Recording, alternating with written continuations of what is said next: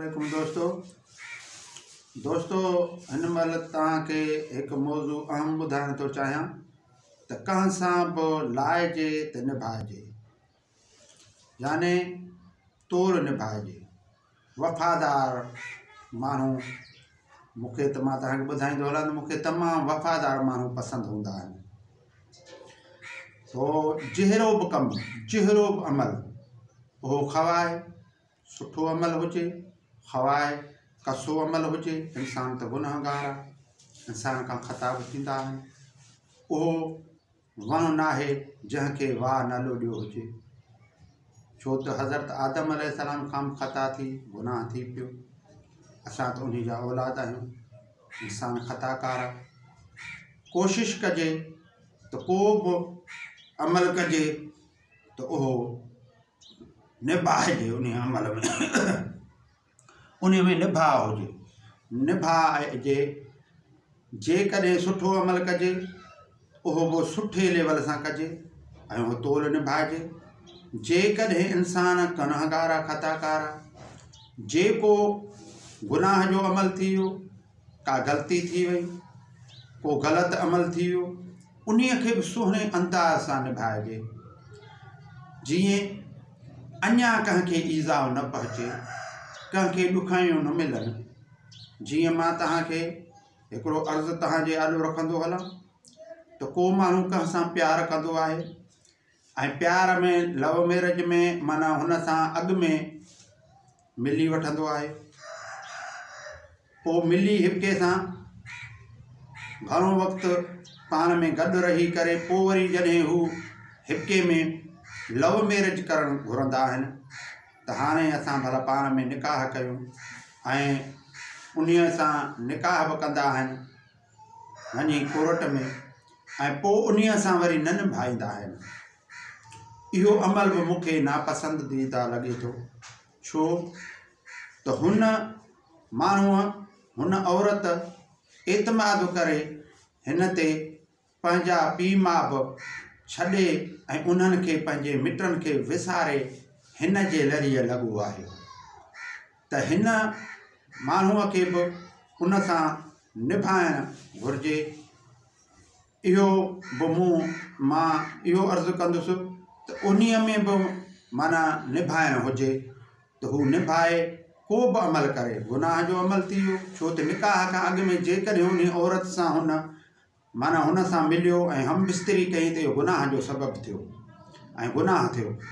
जॾहिं हुनखे खणी वञी कोर्ट में लव मैरिज जो माना हुन में कोर्ट में पाण में वञी निकाह कयूं, हाणे हू गुनाह न थियो, हाणे हू निकाह में अची वियो।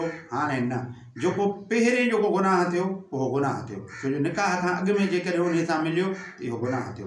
पर उन गुनाह खे जे सिलसिले खे बि असां ईअं था चऊं त उन्हीअ खे बि सुहिणे नमूने सां निभाइजे, छो त को बि कसो कमु कजे त कजे त हे कर न, जेकॾहिं कजे उन्हीअ में बि निभाइण जो जेको हुन में पीढ़ियातो हूंदो ऐं ख़ानदानी माण्हू हूंदो ऐं नसुल ऐं पीढ़ वारो हूंदो त उहो हमेशह हर ॻाल्हि में अहिंजी ओखीअ में हर शइ में हू निभाइण जी कोशिशि कंदो, थोरनि थोरनि ॻाल्हियुनि ते न छिनंदो। क़ुरान शरीफ़ में हिकिड़ी आयत आहे त तव्हां थोरनि थोरनि ॻाल्हियुनि ते मिटियूं न छिनियो, माना छिनियो न, छिनणु न सिखियो, छिनणु न सिखियो, बर्दाश्त कयो। बर्दाश्त सां, इहे बर्दाश्त सां, गुर्दे सां, तहमुल सां ऐं सब्र सां उहे मसइला हल कयो। जज़्बाती न थियो। हीउ ॻंढणु सवलो आहे, निभाइणु ॾुखियो आहे, तंहिं करे निभाइण ते घणो ज़ोर ॾियो। कंहिंखे बि न ॾुखायो, कंहिंखे न ईज़ायो। जेकॾहिं को अमल गुनाह जो या ग़लति कमु थी थो वञे त वरी उन्हीअ ते माना तौबह ताइब करे अलाह खां माफ़ी घुरो।